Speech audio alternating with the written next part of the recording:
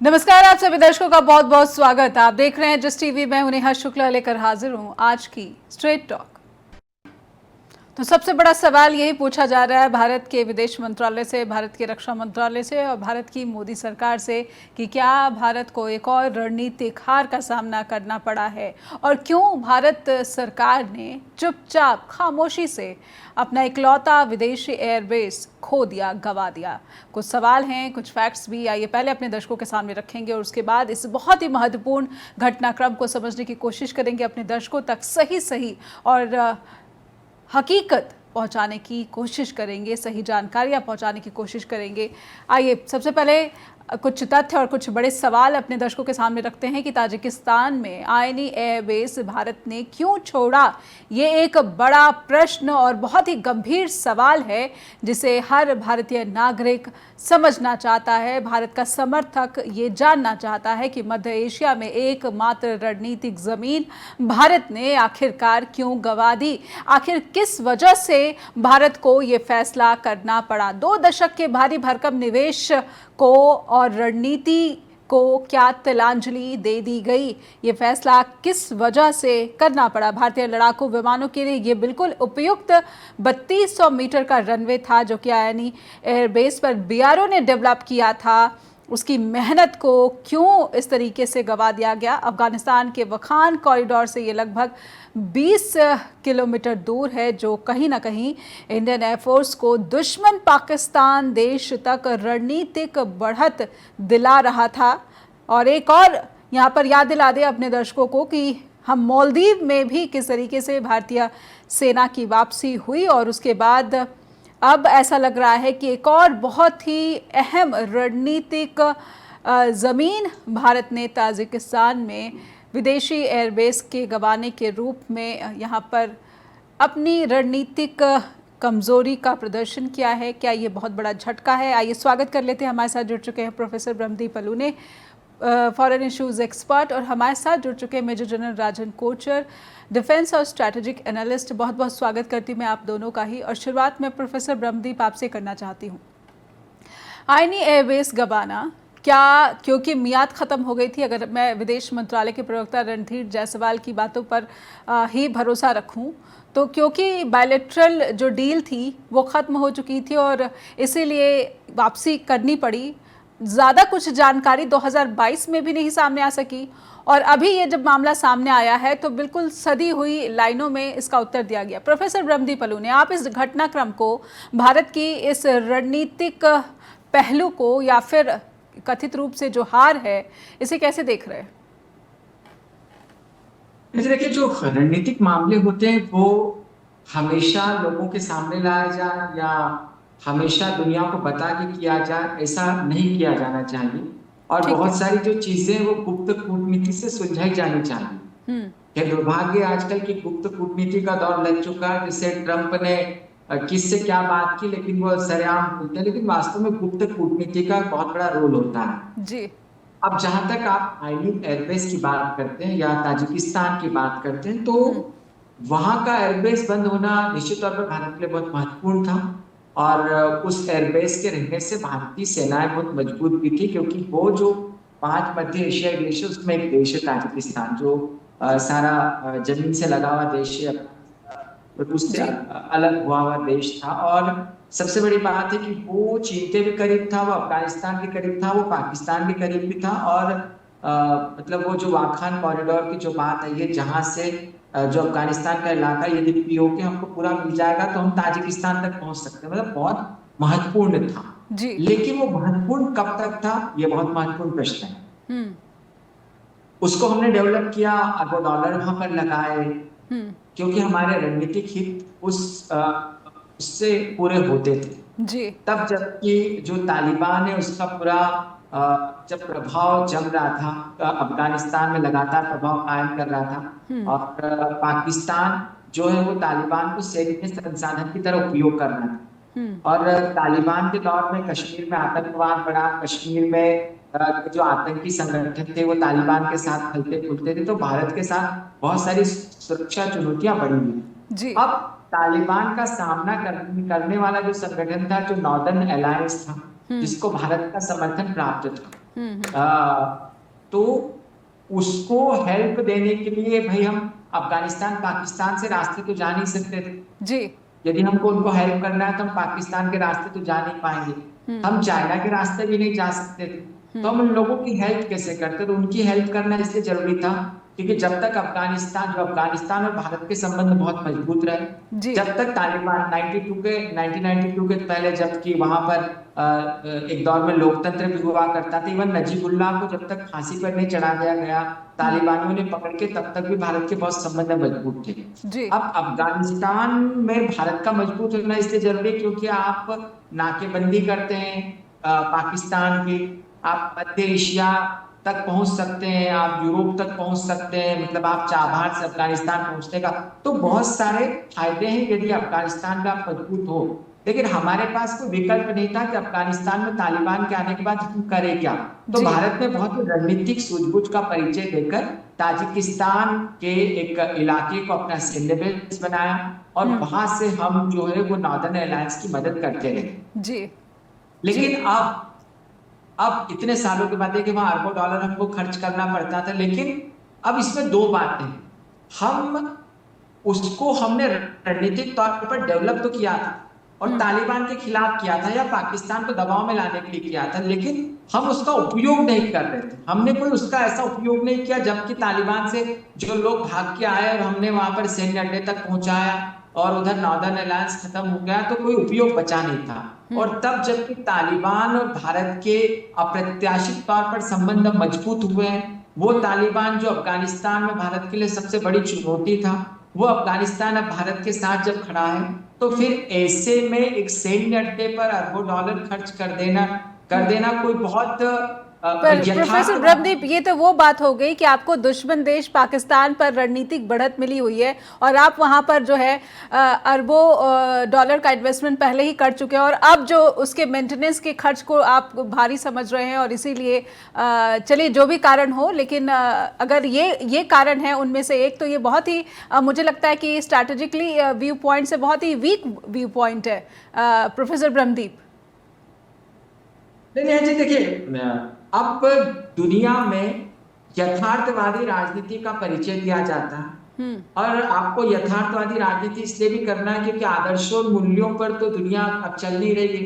हम लोकतंत्र का इंतजार करते हुए रह गए तो हम अफगानिस्तान में कमजोर पड़ जाते। जब तालिबान के साथ भारत के संबंध मजबूत हो ही रहे हैं, मैंने ये नहीं कहा कि आईबी का जो वो सैन्य बेस बंद हो गया तो बहुत अच्छा काम, नहीं ऐसा नहीं है, लेकिन अब जबकि अफगानिस्तान में तालिबान से हमारे संबंध मजबूत हो रहे हैं, अच्छे हो रहे हैं, तो वो जो जिसकी आवश्यकता थी ताजिकिस्तान में बने रहने की, यदि वो कांधार में बन जाए, यदि वो काबुल में बन जाए तो और ज्यादा हमारा रणनीतिक फायदा होगा। मुझे लगता है कि यही दृष्टिकोण की सरकार पर यही तो चाहत ट्रंप साहब भी जता रहे हैं जब वो कहते हैं कि बगराम भी मिल जाए। पर बात यह है कि भारत इतनी अगर बड़ी बड़ी बातें या फिर सपने पाल रहा है तो फिर अयानी एयरबेस में क्या गलती जो है खामी थी जिसे खुद बीआरओ ने डेवलप किया था अपनी ज़रूरतों के हिसाब से। एक ब्रेक का इशारा हो रहा है, हमारे साथ मेजर जनरल राजन कोचर जुड़े हुए हैं, उनसे समझेंगे कि भारतीय सेना की रणनीतिक बढ़त खास करके तब जब पाकिस्तान के साथ इस वक्त तनाव काफ़ी बना हुआ है, ऑपरेशन सिंदूर के बाद से अभी तक लगातार जो है हम आतंकवाद के खिलाफ लड़ाई और इसमें पाकिस्तान की जो भूमिका है उस पर पूरी दुनिया को अपने साथ लाने की कोशिश कर रहे हैं, लेकिन इसी बीच अयानी एयरबेस जो है वो गंवा रहे हैं या फिर इसकी जानकारी अभी जाकर सामने आई है। 2022 में ये कहा जा रहा है कि हमने अपनी जो सेना है वो वापस बुला ली थी। एक ब्रेक के बाद लौटते हैं। फिर से सभी दर्शकों का बहुत बहुत स्वागत करूंगी। आप देख रहे हैं स्ट्रेट टॉक और सीधे चलेंगे मेजर जनरल राजन कोचर के पास। सर, समझना चाहूँगी 2022 में ये फैसला हुआ और जानकारी निकलकर जो आई है, आप इसे कैसे देख रहे हैं? खास करके पाकिस्तान और अफगानिस्तान, ये दोनों ही मुल्क जो हैं भारत के स्ट्रैटेजी या फिर डिप्लोमेसी को लेकर बहुत ही इम्पोर्टेंट हैं। जी देखिए नेहा जी, आपको समझना पड़ेगा कि एक एयरबेस की डेफिनेशन क्या होती है। ये एक एक्चुअली एयरबेस नहीं था जी। और हम जब ये मीडिया में और जो बाकी एक्सपर्ट्स बोल रहे हैं कि एयरबेस है, ये एक लॉजिस्टिक नोड था और हम इसको एक एयरबेस की श्रेणी में नहीं लेके जा सकते। अगर आप इसको एयरबेस की डेफिनेशन देखेंगे तो आप अमेरिका से कंपेयर कीजिए, अमेरिका एक एयरबेस कैसे इस्टेब्लिश करता है, तो पूरा ऑपरेशनल कंट्रोल अमेरिका का होता है उस एयरबेस पे। हमारा वहाँ पे ना तो कोई ऑपरेशनल कंट्रोल था, ना तो कोई हमारे फाइटर एयरक्राफ्ट थे वहाँ पे, कुछ हेलीकॉप्टर्स थे। और इसको MiG-29 का हमने शुरू में प्लान किया था। देखिए, दो चीज़ें इसको समझनी पड़ेगी। पहले एक 20 साल का एग्रीमेंट है ये। 2002 में एग्रीमेंट था, 2022 में ख़त्म होता है जी। अब 20 साल के एग्रीमेंट में हमने इसको ताजिकिस्तान के साथ क्यों एग्रीमेंट किया था, ये आपको समझना पड़ेगा दैट इसको Kazakhstan is the poorest of all the Central Asian जी कंट्रीज। जी। सबसे गरीब देश जो आपका सेंट्रल एशिया का है वो है कजाकिस्तान। और रणनीतियां हमारी इसमें दो थी। हमने ऑफर किया था कजाकिस्तान को कि हम आपका ये जो एयरबेस हम इसको डेवलप करेंगे, और हमने इसका जो रनवे है हमने इसको बढ़ाया, हमने यहाँ पे हैंगर्स लगवाए, हमने यहाँ पे एडमिनिस्ट्रेटिवली चीज़ें हमने कजाकिस्तान के लिए बनाई जी। दूसरा, भारत जैसे प्रोफेसर साहब ने भी बताया कि उस टाइम पे नॉर्दर्न अलायंस को हेल्प करने के लिए हमारे पास और कोई लॉजिस्टिक अरेंजमेंट्स नहीं था। ठीक है। तो हमको ये जगह एक लॉजिस्टिक नोड चाहिए था, और फिर हमने यहाँ पे अपना एक लॉजिस्टिक नोड बनाया। अब 20 साल में हमने इस बेस का कोई ऑपरेशनल यूज नहीं किया, बिकॉज आप जानते हैं 2021 में नॉर्दर्न अलायंस भी खत्म हो गई थी और तालिबान की गवर्नमेंट आ गई थी। इस बेस की कोई यूटिलिटी नहीं थी। और अगर आपको ऐसा लगता है, गवर्नमेंट को लगता है रणनीति के तौर पर कि एक जगह की आपकी यूटिलिटी नहीं रही, और क्योंकि वो एक जी, प्रोफेसर ब्रह्मदीप अलूने, मैं जैसे कि कहा जा रहा है कि इसकी कोई जो ऑपरेशन वैल्यू नहीं रह गई थी, लेकिन अगर ऐसा ही है तो पाकिस्तान जैसे देश के साथ जो भारत के संबंध हैं, भारत इतने युद्ध लड़ चुका है पाकिस्तान के साथ, तो उस पर ये रणनीतिक बढ़त थी या नहीं, मैं समझना चाहती हूँ। नहीं जी, देखिए, पाकिस्तान को आप जिधर से भी घेरें रणनीतिक बढ़त तो मिलती ही हम। और फिर यदि मध्य एशिया से आप घेरते हैं तो वो बहुत ही शानदार है, और फिर वो यदि इस्लामिक देश हो तो वो और बहुत बेहतर है। तो हम दक्षिण एशिया से तो पाकिस्तान को घेरने की कोशिश करते ही है, और दक्षिण एशिया से हम कहाँ जाते हैं, मध्य पूर्व तक चले जाते हैं, पश्चिम एशिया, ईरान की ओर बढ़ते हैं। लेकिन दूसरी तरफ से यदि हम रसिया से अलग हुए देशों से पाकिस्तान को घेरे तो बहुत अच्छा है। और निश्चित तौर पर ताजिकिस्तान में यदि था भारत का सैन्य जो जिस एयरबेस के बारे में बात की जा रही है, लॉजिस्टिक नोट बता रहे हैं मेजर जनरल जी। बिल्कुल, पाकिस्तान पर बढ़त तो थी, और पाकिस्तान के यदि सामरिक घेराबंदी करना है आपको, यदि पाकिस्तान को दबाव के रखना है, तो फिर आपको ऐसा लगातार करते रहना पड़ेगा, क्योंकि पाकिस्तान से दुश्मनी 1 या 2 दिनों की नहीं है, क्योंकि उनसे हमारा सांस्कृतिक टकराव है, और हो सकता है कि आने वाली नस्लें पाकिस्तान से लड़ती रहें। तो बिल्कुल। यह जो हमारा सैन्य बेस जो प्रभावित हुआ है वो हुआ तो है, लेकिन फिर भी अब जो तालिबान और भारत के संबंध मजबूत हुए वो बहुत अच्छे संकेत है। मुझे लगता है कि अभी तक के जो हमारे सैन्य तैयारियां थी या जो रणनीतिक बढ़त थी, उस पर ज्यादा प्रभावी होगा यदि तालिबान और भारत के संबंध मजबूत हो और पाकिस्तान पर हम दबाव बनाकर रखने में कामयाब हो सकेंगे। जी बिल्कुल। इस बीच मेजर जनरल राजन कोचर दोबारा जुड़ चुके हैं। सर, अगर आप मुझे सुन पा रहे हैं तो मैं चाहती हूँ कि आप अपनी बात पूरी करें, और उसके साथ मैं एक सवाल जोड़ देती हूँ कि ये पाकिस्तान पर भारत की रणनीतिक बढ़त सुनिश्चित करता था या नहीं, और ये इस व्यू पॉइंट से आपकी क्या जो है यहाँ पर टिप्पणी होगी? देखिए, अगर आप इसकी लोकेशन देखें, आप इसकी स्ट्रैटेजिक आपके लोकेशन, तो जो वुखान कॉरिडोर है जो अफगानिस्तान को चाइना से कनेक्ट करता है, वहां से ये महज 20 किलोमीटर की दूरी पर था जी। और वुखान कॉरिडोर के उस तरफ पाकिस्तान की बाउंड्री शुरू हो जाती है, और पाकिस्तान का खास तौर पर POK का एरिया जी काफी प्रॉक्सिमिटी में था, तो मुझे ऐसा लगता है कि जहां पे एक अगर आपने अपने आप को बिठा दिया है जी और आपने वो एक एग्रीमेंट आपने 20 साल का आपने ले लिया है, चाहे वो एक लॉजिस्टिक नोट ही था, आप उसको कजाकिस्तान के साथ मिलके आप उसको और एक स्ट्रॉन्गर बेस बना सकते थे।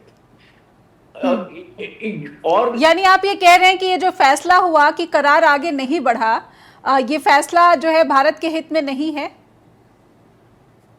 देखिए, यहां पर कोई भी कंट्री अगर एक बेस उसको मिल जाता है,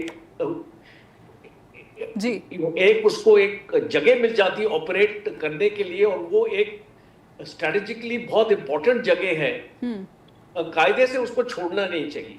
जी बिकॉज जो अभी सिचुएशन बनती आपकी नजर आ रही है, और अगर कजाकिस्तान में हमारी एक प्रेजेंस है, हमको उसको और स्ट्रॉन्गर प्रेजेंस बनाने की कोशिश करनी चाहिए थी। और ये एक इसको फैसला फौज का ही नहीं होता है, ये गवर्नमेंट का फैसला होता है। गवर्नमेंट को इसको समझना पड़ेगा कि उसके पे ऑफ्स क्या रहेंगे अगर वो एक्चुअली वहां पे करेगा।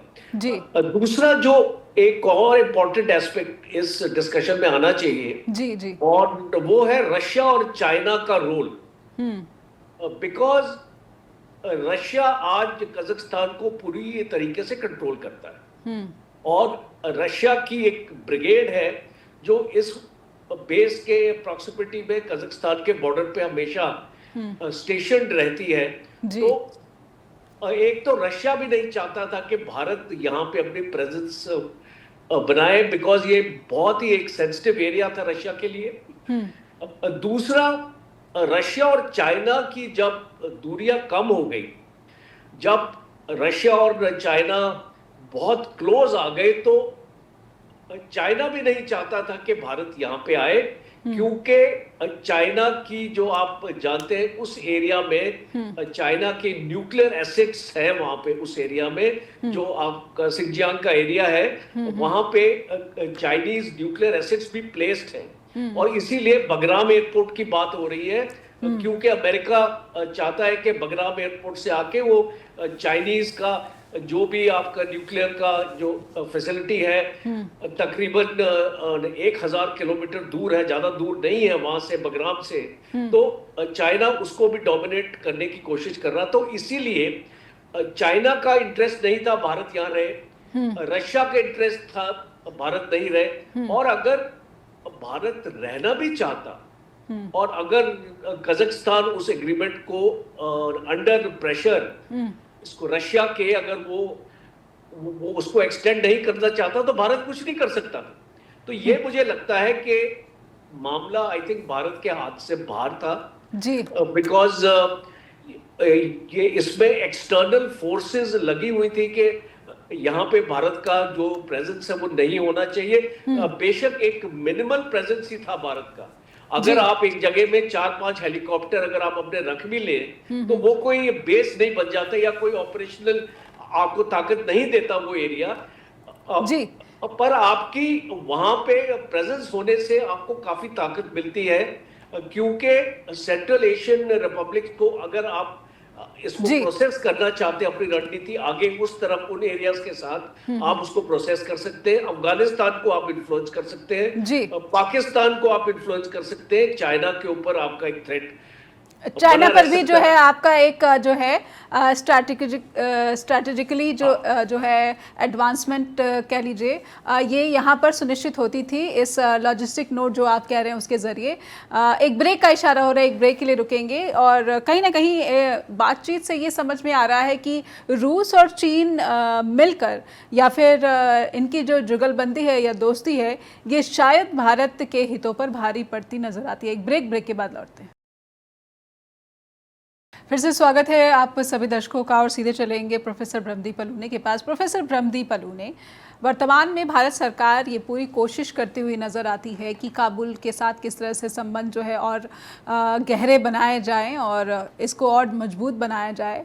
और इसी बीच अगर तजाकिस्तान में इस तरह की सिचुएशन दिखती है जिस पे ऐसा लगता है कि चीन का ज़्यादा प्रभुत्व है, रूस उसकी पूरी मदद कर रहा है और ये मदद जो है भारत के हितों पर भारी पड़ती है, तो फिर कहीं ना कहीं ऐसा लगता है कि ये भारत, जैसा कि मेजर जनरल ने कहा कि ये भारत के हाथ से, कंट्रोल से ही बाहर था, अगर था तो फिर यहाँ पर बात आ जाती है डिप्लोमेसी और स्ट्रैटेजिस्ट की कि क्या भारत की जो डिप्लोमेसी है वो इसी तरह से धराशायी होती रहेगी। सवाल है, क्योंकि मालदीव में भी हमने चीन का प्रभाव देखा, किस तरीके से भारत के सेना को वहाँ से वापसी करनी पड़ी और ये एक बहुत बड़ा सेटबैक था इंडियन इंटरेस्ट के लिए, समुद्री सुरक्षा के लिए। जी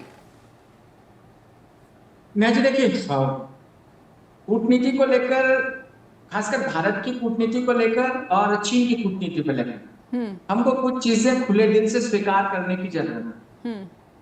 भारत की कूटनीति को आप 1947 से ले लीजिए, हमको सैन्य अड्डे दुनिया में बनाने का हमारी कोई महत्वाकांक्षा नहीं। हम दुनिया में सैन्य महाशक्ति नहीं बनना चाहते थे जी। हमको नहीं ऐसी बातें कहना चाहिए, और हम एक विकासशील देश है जो भी आज भी सामाजिक असमानता और आर्थिक असमानता से बुरी तरीके से जूझ रहा है। हम एक लोकतांत्रिक देश है, ये भारत की पहचान है।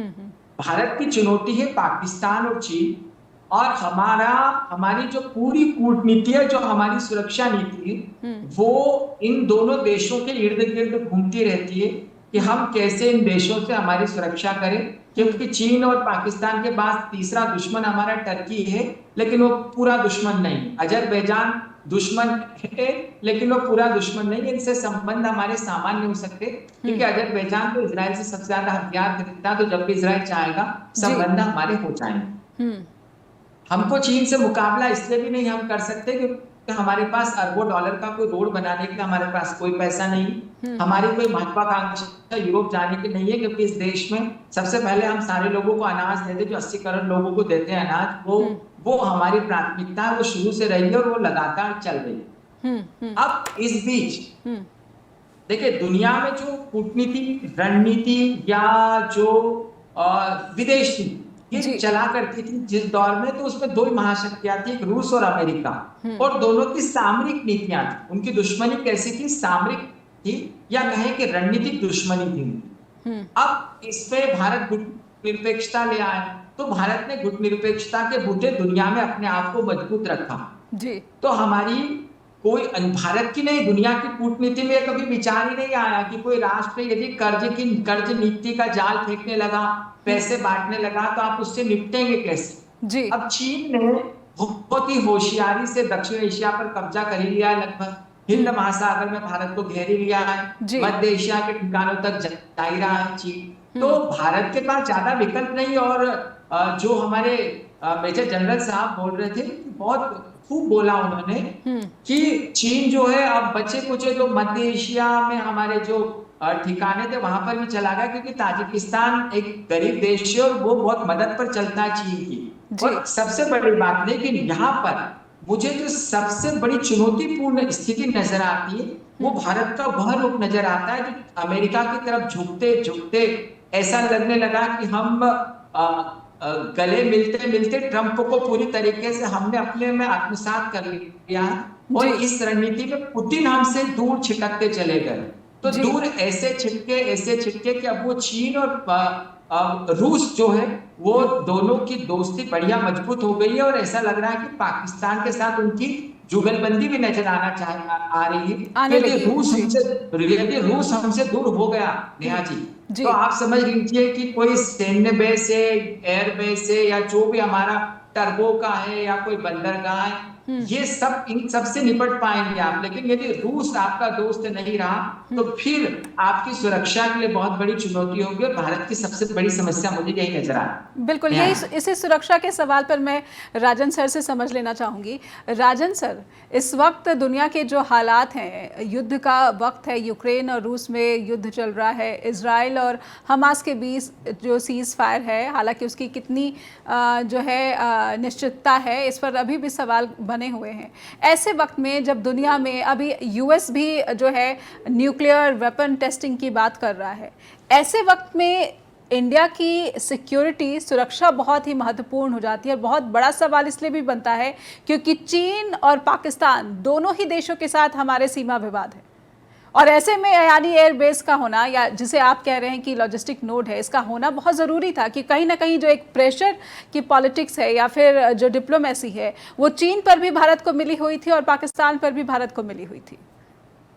जी नेहा जी, मैं सहमत हूँ आपके असेसमेंट से कि जी जरूरी था हमारा एक्चुअली वहां पे प्रेजेंस होना, और बल्कि हमने एक अपॉर्चुनिटी जो हमारे पास थी वो हमने ठीक तरीके से यूटिलाइज नहीं की। हम इस एयरबेस को और मजबूत कर सकते थे। जी आने वाला जो इतने आपके 20 साल आपने वहां पे काटे हैं, तो उस 20 साल में आपके ने ये अपने आप को मजबूत नहीं किया वहां पे, और आपने फिर एक ऐसी सिचुएशन आ गई कि वहां पे ऐसी कोई ऑपरेशनल एक्टिविटी नहीं होती थी, कोई लॉजिस्टिकल एक्टिविटी भी 4 साल से, एक्चुअली 4-5 साल से तो वहां पे कुछ नहीं हो रहा था। और जो है कोई उस फैसिलिटी, मैं बोलूंगा आपको, एक दूसरे मुल्क ने दी है, पर आपने उसको एक्सप्लॉइट नहीं कर पाए। तो आई थिंक ये एक पहली स्ट्रेटेजिक मिस्टेक रही। जी स्ट्रेटेजिक लॉस में बोल सकता हूँ इस चीज को। ठीक है। दूसरा है कि आप अभी हम अपने इंडियन एनवायरनमेंट की बात करें और जो चुनौतियों का आपने जिक्र किया, तो अभी आपको एक चीज और देखनी पड़ेगी, बांग्लादेश में जो हो रहा है वो भारत के हित के लिए नहीं हो रहा है। जी जी। और अभी इसको रिसेंटली पाकिस्तान का सीडीएस भी वहां पे गए थे और बातचीत हो रही है। अमेरिकन का वहां पे भी चिटगांव में भी प्रेजेंस इसको दिखाई दे रहा है जी। और चिटगांव पोर्ट से कराची पोर्ट की एक कनेक्टिविटी की बात की जा रही है और एक कॉरिडोर, एक इकोनॉमिक कॉरिडोर की बात की जा रही है। तो जब मैं ये चीज देखता हूं तो हमारे लिए हम 2 फ्रंट की बात करते हैं, आज हमारे लिए 3 फ्रंट बन गए। जी। और नेपाल में भी जो आपकी दोस्ती है वो भी मैं उस पर एक क्वेश्चन मार्क लगाऊंगा, बिकॉज नेपाल में भी आपकी इतनी पॉपुलैरिटी नहीं रही जो एक टाइम पे होती थी। जी। और श्रीलंका एक बहुत छोटा देश है, वो ज्यादा इतना आपको इम्पैक्ट नहीं करेगा, उसके साथ हमारे ठीक ठीक रिलेशन चल रहे हैं। भूटान भी एक ऐसा देश है जो चाइना के इन्फ्लुएंस में आता जा रहा है, और हम अभी देख रहे हैं कि कोई ना कोई बॉर्डर का एक बार्टर और एक डील एक्चुअली होने वाली है जी। जिसमें डोकलाम शायद चाइना को दे दिया जाए। जी, तो ये सारी चीजें हम जब देखते हैं तो कहीं ना कहीं पे आप और हम जो गवर्नमेंट में नहीं है और जो हमारे व्यूअर्स हैं जी, गवर्नमेंट से एक क्वेश्चन जरूर पूछना चाहेंगे कि कहां पे चूक हो रही है या कहां पे हम अपना फोकस नहीं कर पा रहे हैं, और क्यों हम अपने दोस्त को दुश्मन बना रहे हैं। जी। तो ये चीज आप देखिए, आपने बांग्लादेश में शेख हसीना की वजह से आपकी दुश्मनी हो गई है। जी जी। और आपने शेख हसीना को अपने पास रखा है, तो जो भी वो स्ट्रेटेजिक डिसीजन था अब वो आपके हित में नहीं जा रहा है। अभी वो बांग्लादेश की सिचुएशन दिन पे दिन बिगड़ती जा रही है। फरवरी में इलेक्शन होंगे 2026 में, उस इलेक्शन में भी आपकी अवामी लीग को बैन कर दिया है। तो कोई भी पार्टी अगर इलेक्शन में भी आती है वो आपकी प्रो इंडिया नहीं हो सकती है। तो आपको ये जो रियलिटी है इसके साथ आपको जीना पड़ेगा। बिल्कुल, कहाँ आपको अपनी जो सुरक्षा है और पुख्ता और मजबूत बनाने की कोशिश करते हुए दिखनी चाहिए थी, लेकिन ऐसा लग रहा है कि हम इस तरह के जो सैन्य अड्डे हैं इसकी इम्पोर्टेंस को शायद आग पाने में नाकाम रहे हैं। इसलिए हमें ये ज़रूरत नहीं लगी कि इस द्विपक्षीय जो डील है, जो समझौता है, इसे आगे बढ़ाया जाए। क्या इतना भी मुश्किल था? हालांकि मालदीव के साथ हमारे रिश्ते बहुत कड़वे हो गए थे और उसे सुधारने की कोशिशें शुरू हुई, लेकिन एक झटका तो चीनी मिलिट्री के रूप में जो वहां पर अब स्थापित हो गई है, ये भारत को लग ही चुका है। एक ब्रेक के बाद लौटते हैं। फिर से सभी दर्शकों का स्वागत है। स्ट्रेट टॉक देख रहे हैं और सीधे चलेंगे प्रोफेसर ब्रह्मदीप अलूनी के पास। प्रोफेसर ब्रह्मदीप अलूनी, भारत की विदेश नीति को बहुत ही करीब से समझते, पढ़ते लिखते आ रहे हैं आप। मैं समझना चाहती हूँ, विदेश नीति 1-2 सालों के लिए तो फॉर्म नहीं की जाती, ये तो सालों का नतीजा होती है। तो अभी 2022 में जो फैसला लिया गया है, इसका सालों का जो नतीजा भुगतना पड़ेगा भारत, इसे आप कैसे देखेंगे? भारत की विदेश नीति और तजाकिस्तान का ये अयानी एयरबेस, मध्य एशिया की जो पहुंच है भारत की, इस पर आपकी एक टिप्पणी लेना चाहती हूँ। देखिए, अब वैश्विक राजनीति पल प्रतिपल बदल रही है जी। ट्रंप गले मिलते मिलते गला पकड़ लेंगे, इसके बारे में तो सोचा नहीं था। तो हमने कोई उसका उनसे निपटने का कोई दूसरा तरीका अख्तियार किया ही नहीं। हम विदेश नीति के बारे में बिल्कुल अंदाजा नहीं लगा सकते। हम अपने राष्ट्रीय हितों की सुरक्षा कैसे कर सकते, ये बहुत महत्वपूर्ण है। लेकिन जी। पिछले कुछ सालों में पड़ोसी देशों से, खासकर जो सार्क के देश है, दक्षिण के देश है, वहां पर हमारी स्थिति को मजबूत इसलिए रखना चाहिए हमको क्योंकि पाकिस्तान को और चीन को यदि सीमित रखना है। जैसे मेजर जनरल ने जो गिनाए सारे घटनाक्रम गिनाए हैं, वो एससीओ के देशों में भारत की क्या स्थिति है, वही तो दयनीय स्थिति को वो बता रहे थे। तो ये तो पहले से ही स्पष्ट हो गया। जी। तो हम न तो दक्षिण में मजबूत नजर आ रहे हैं, न आसियान के देशों में मजबूत नजर आ रहे हैं। तो क्या हम जो दूर के लोग हैं, दूर के देश है, उनमें दोस्ती तलाश रहे हैं? यदि हम दूर के देशों में दोस्ती तलाश रहे हैं तो वो आर्थिक स्तर पे तो बेहतर हो सकती है, लेकिन रणनीतिक मामलों को संभालने के लिए आपको सीमा से लगते हुए देशों के साथ संबंध मजबूत नहीं तो सामान्य तो रखना ही पड़ेंगे। लेकिन हमारे संबंध सामान्य नहीं है और इन संबंधों को सामान्य करने की दिशा में काम करने की जरूरत है। और हमारी विदेश नीति की असल जो चुनौती है वो वही नजर आती है, जो ये बहुत बड़ा मुद्दा है कि हम शेख हसीना को संभाल के क्यों रखे हुए हैं। दूसरी बात है कि हम पिछले कुछ, जिसके बारे में हम आपके शो में भी कई बार बात हुई, कि हम पब्लिक टू पब्लिक डिप्लोमेसी को आगे बढ़ाना चाहिए हमको। ठीक है, हमको नेशन टू नेशन डिप्लोमेसी को आगे बढ़ाना चाहिए। हम राजनीतिक दल को ही है, उस राजनीतिक दल से हमारे संबंध मजबूत हो और उसके सत्ता से हटते ही हमारे संबंध खराब हो जाए।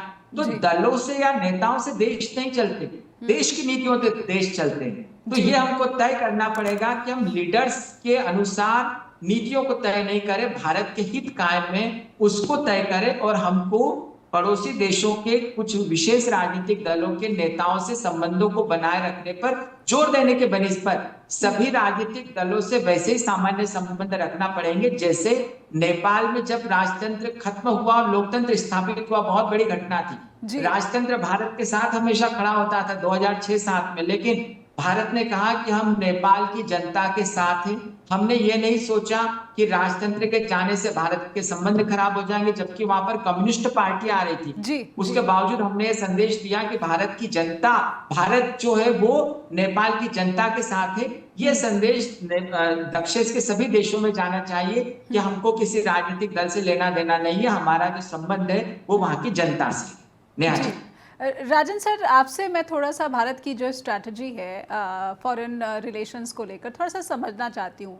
इस वक्त ऐसा लग रहा है कि भारत जिस फॉरेन स्ट्रैटेजी पर आगे बढ़ रहा है वो अपने नेबर कंट्रीज़ या फिर स्ट्रैटेजिकली जहाँ पर वो अपनी भौगोलिक परिस्थितियाँ हैं, जियो पॉलिटिक्स में तो पिछड़ रहा है और ज़्यादा संबंध उन देशों के साथ स्थापित हो रहे हैं जहाँ पर व्यापार को बढ़ाया जा सके। अगर मैं गलत हूँ तो मुझे आप दुरुस्त करें, क्योंकि भारत की जो जियो पॉलिटिक्स है या फिर भारत का जो भौगोलिक परिस्थिति है, भारत के लिए सबसे पहली चिंता और बड़ी चिंता तो यही होनी चाहिए। जी देखिए नेहा जी, अगर आप वर्ल्ड जियोपॉलिटिक्स में एक इम्पोर्टेंट प्लेयर बनना चाहते हैं तो आपके पास शक्ति होनी चाहिए जी। या तो इकोनॉमिक पावर और मिलिट्री पावर, ये दो चीजें हैं, और डिप्लोमेटिक पावर। अगर आप इसको बात अपना करते हैं कि जो एक इसको महाशक्ति होती है उसके पास ये तीन एक्चुअली पावर्स होती हैं जी। कॉम्प्रिहेंसिव नेशनल पावर हम इसको बोलते हैं। तो कॉम्प्रिहेंसिव नेशनल पावर के तीन हिस्से होते हैं, इकोनॉमिक, मिलिट्री और आपका डिप्लोमेटिक जी। अब सबसे इंपॉर्टेंट होता है इकोनॉमिक, और अगर आपके पास इकोनॉमिक पावर है तो ऑटोमेटिकली आपके पास पैसा आ जाएगा कि आप अपनी मिलिट्री को भी और मजबूत कर सकेंगे और जब ये दोनों आपके मजबूत हो जाएंगे, ये दोनों चीजें, तो ऑटोमेटिकली डिप्लोमेटिक पावर आपका बन जाएगा। ठीक है जी। अब भारत एक ऐसी एक अनफॉर्चुनेट स्थिति में है कि हमारी पॉलिटिकल लीडरशिप को रियलाइजेशन इसको नहीं आ रहा है कि आज हम कोई पावर ऑफ रेलेवेंस वर्ल्ड में नहीं है। और और अगर हम आत्मनिर्भर भारत की बात करते हैं, मेक इन इंडिया की बात करते हैं, मैं 10 साल से एक्चुअली सुन रहा हूँ ये स्लोगन है। ग्राउंड पे क्या हो रहा है ये बहुत इंपॉर्टेंट है देखने के लिए। इसलिए एक और स्लोगन पर सवाल पूछ लेती हूँ। जब अयानी बेस की बात आती है तो पीओके को लेकर, पाक ऑक्युपाइड कश्मीर को लेकर भारत की आर्मी के जो मुखिया हैं सीडीएस चौहान, उनकी भी बातें मैं याद दिलाना चाहती हूँ अपने दर्शकों को। जो हमारे रक्षा मंत्री हैं राजनाथ सिंह, उनकी भी बात याद दिलाना चाहती हूँ। समय समय पर जो है भारत सरकार के तमाम जो मंत्री हैं वो भी ये बातें करते रहते हैं। तो क्या सरकार के ये चेहरे या फिर भारतीय सेना के ये जो प्रमुख है नेतृत्व है, ये क्या वाकई अपनी बातों के लिए गंभीर दिखते हैं? देखिए, ये सारी बातें हमारी डोमेस्टिक ऑडियंस के लिए, यही इंटरनेशनली जो हमको इसका कोई ताकत नहीं मिलती ऐसी बात करके। जब हम एक्चुअली हमेशा लड़ाई की बात कर रहे हैं, हमेशा इस चीजों की बात कर रहे हैं, तो अभी आपकी वो सिचुएशन नहीं है कि आप एक लंबी लड़ाई किसी भी देश के साथ लड़ सकते हैं। आपको आप इसको पहले अपनी ताकत को बढ़ाना है। मैं एक सिंपल सी चीज बिलीव करता हूं कि आज आपका मैन्युफैक्चरिंग सेक्टर सबसे वीक है, उसको 15% जीडीपी में वो आपको कंट्रीब्यूट करता है। आपने क्या किया पिछले 10 साल में अपने मैन्युफैक्चरिंग सेक्टर को स्ट्रॉन्ग करने के लिए? लेबर रिफॉर्म्स आप नहीं कर पाए, लैंड रिफॉर्म्स आप नहीं कर पाए, बाहर से जो आपको निवेश लाना था, जो आपने पॉलिसी बनाई थी 74%, जब हमने एक हमारा जो एफडीआई की हमने अपनी पॉलिसी हमने रिवाइज की थी, और इसको 74% हम इसको एफडीआई की बात कर रहे थे, उसके बाद कितनी इंडस्ट्रीज आई है भारत में। दूसरा, ये जब कोविड आया और चाइना से काफी इंडस्ट्रीज ने रिलोकेट किया, कितनी इंडस्ट्रीज भारत में आई हैं? सारी तो वियतनाम चली गई हैं। तो आपके पास क्या है जो आप अट्रैक्ट कर रहे हो लोगों को आने के लिए? सबसे इंपॉर्टेंट चीज मैं इसको ये मानता हूँ, सड़कें बनाने से ये चीजों, और इसको बुलेट ट्रेन बनाने से, और जो इस टाइप की जो पैसे अपने खर्च करने से आपको ना तो आपको इकोनॉमिक ताकत मिलती है, और ना ही आपको सैन्य ताकत मिलती है, मिलिट्री ताकत मिलती है जी। और सैन्य ताकत के लिए बहुत जरूरी है। देखिए, आज आप ये हम अपना एयरफोर्स का हाल देखते हैं, 29 स्क्वाड्रन्स पे आपका एयरफोर्स आ चुका है, और आप एक जेट इंजन तक नहीं मैन्युफैक्चर। ये सारी चीजें हम बार बार डिस्कस करते हैं इतने सारे फोरम्स में, बट इसका इम्पैक्ट हम देखना चाहते हैं। और तभी आप भारत के जो आप अमेरिका की बात कर रहे हैं ना, कि हम उसकी गोदी में जाके बैठ जाते हैं, या हम चाइना की गोदी में जाके बैठ जाते हैं, क्योंकि आपने गलवान देखा, जब झड़प हुई थी, हमारे भी सैनिक मारे गए थे, चाइना के भी सैनिक मारे गए थे, उसके बावजूद भी हमने अपना ट्रेड कम नहीं किया, बल्कि हमने बढ़ाया है चाइना से। बिल्कुल। तो इसका मतलब है कि ये एक्चुअली रियलिटीज है, और इस रियलिटीज को स्वीकार आपको करना पड़ेगा, और उसके बाद आपको अपने देश की ताकत करनी, उसके बाद ही आप ये जो neighbourhood first policy, look east policy, far east policy, ये जितनी भी आपकी पॉलिसीज आपने बनाई हैं, वो उन पॉलिसीज में ताकत दिखाई देगी। आज उन पॉलिसीज में ताकत नहीं। आपको मैं एक छोटा एग्जांपल देता हूँ। नेपाल में आपने इतना इंफ्रास्ट्रक्चर प्लानिंग अपना करी है, आपको 10 साल लगते हैं एक प्रोजेक्ट को कंप्लीट करने में नेपाल में। बिल्कुल जी। चाइना ने अभी नेपाल में हाल ही में कुछ प्रोजेक्ट्स इनिशिएट किए, 2 साल में चाइना ने सारे प्रोजेक्ट खत्म कर दिए जी। तो ये बोलते हैं, मॉलडीव्स का आप एग्जांपल ले लीजिए, मॉलडीव्स में भी आपने इतने इसको प्रोजेक्ट्स आपने इनिशिएट किए, पर आप उसको कल्मिनेशन पॉइंट तक नहीं ले जा सकते। बिल्कुल। और चाइना ये अपॉर्चुनिटी देखता है, चाइना के पास वो ताकत है, और वो एक टेक्नोलॉजी है, और उस तरीके का काम करने का जुनून है, बिल्कुल, एक डिसिप्लिन है जो चाइना के प्रोजेक्ट में दिखता है लेकिन भारत के प्रोजेक्ट्स में नहीं दिखता है। बहुत बहुत धन्यवाद करना चाहूँगी। समय समाप्ति का इशारा कर रहा है प्रोफेसर ब्रह्मदीप अल्लूने, आपका भी और मेजर जनरल राजन कोचर आपका भी बहुत बहुत आभार व्यक्त करती हूँ। कहीं ना कहीं स्ट्रैटेजिकली रणनीतिक हार तो ज़रूर भारत को यानी एयरबेस के रूप में देखने को मिली है। भारत सरकार को जवाबदेह बनना होगा कि आप चाबहार पर मिली छूट को लेकर वाहवाही बटोरते हैं तो फिर तजाकिस्तान के इस जो लॉजिस्टिक नोड है इसकी बात पर जवाबदेह क्यों नहीं नजर आते हैं। आप दर्शक इस पूरे विषय पर क्या राय रखते हैं हम तक लिखकर पहुंचाएं, ईमेल भेजें info@justbroadcasting.com या फिर justbroadcasting.com पर भी फीडबैक शेयर कर सकते हैं। जुड़े रहिए जस्ट टीवी के साथ। नमस्कार।